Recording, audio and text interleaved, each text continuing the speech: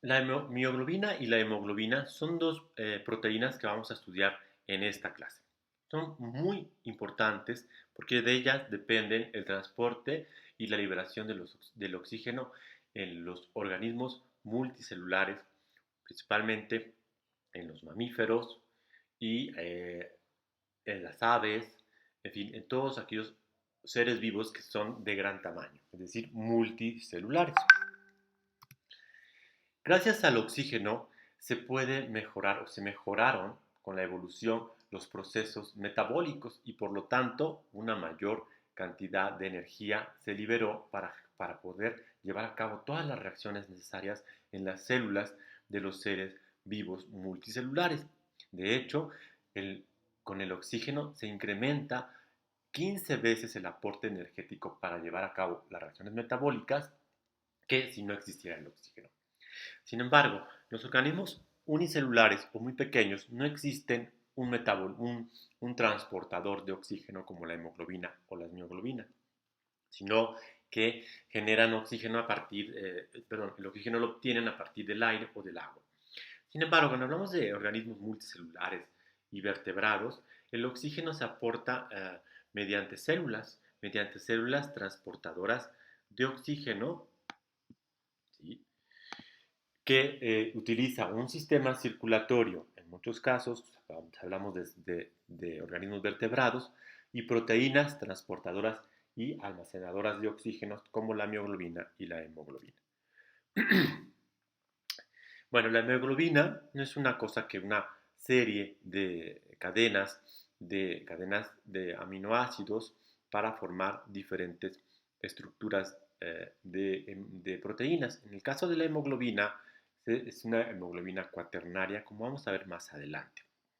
La capacidad que tiene de transportar oxígeno desde los pulmones hacia los tejidos y devolverlo como CO2 y protones a los pulmones es muy importante. Emplea el 90% de esta capacidad transportadora. Esto es algo interesante, a diferencia de la mioglobina que se encuentra principalmente en los músculos en el caso de los seres humanos y es una reserva de aporte de oxígeno porque únicamente utiliza un 7% de su capacidad transportadora. Vamos a ver más adelante cómo podemos medir o cómo es que se midió esta capacidad transportadora y almacenadora de oxígeno.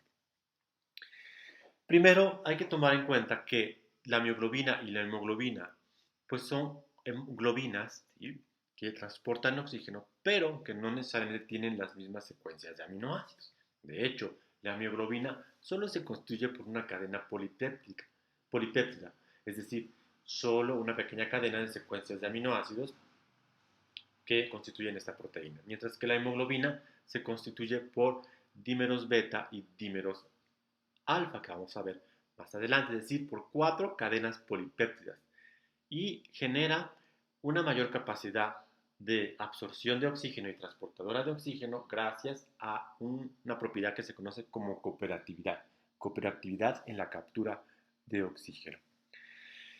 Bien, para poder entender mejor este tipo de proteínas transportadoras de oxígeno, hay que saber que no solamente están constituidas por series de aminoácidos, es decir, por proteínas, sino que tienen también grupos específicos que son muy importantes porque es ahí donde se va a llevar a cabo la absorción y la liberación del oxígeno en los tejidos. Estos grupos, que no tienen nada que ver con los aminoácidos, se conocen como grupos prostéticos. Aquí tenemos un grupo prostético de las hemoglobinas humanas. El color rojo que vemos en la sangre, se debe al grupo hemo, que es este. Este grupo hemo, que vamos a analizarlo, es un grupo que pertenece a las porfirinas y específicamente a las protoporfirinas.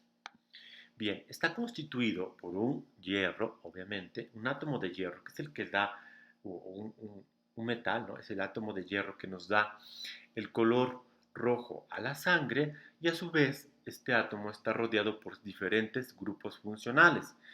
4 grupos pirrólicos o anillos pirrólicos se unen a este hierro. A su vez, a su vez, los grupos pirrólicos están unidos mediante enlaces covalentes resonantes y a su vez ellos tienen dos grupos vinilos en la parte inferior, como podemos observar en la diapositiva, y cuatro grupos metilo. Y por último, los dos grupos pirroles superiores, contienen una cadena de propionato. Y el hierro se une de manera covalente, ¿verdad?, mediante cuatro enlaces. Estos cuatro enlaces se van a unir a los átomos de nitrógeno que se encuentran en los grupos pirrólicos o los anillos pirrólicos. Y esto es el grupo hemo o protoporfirina 9 de hierro.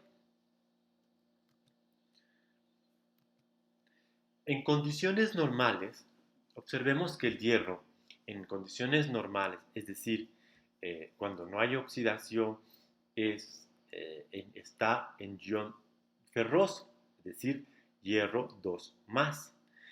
Este hierro, cuando no tenemos hemoglobina, se conoce como, cuando no existe la captura de oxígeno, se conoce como desoxihemoglobina. Cuando hay oxígeno que se absorbe o se absorbe en el grupo hemo, se conoce como oxihemoglobina.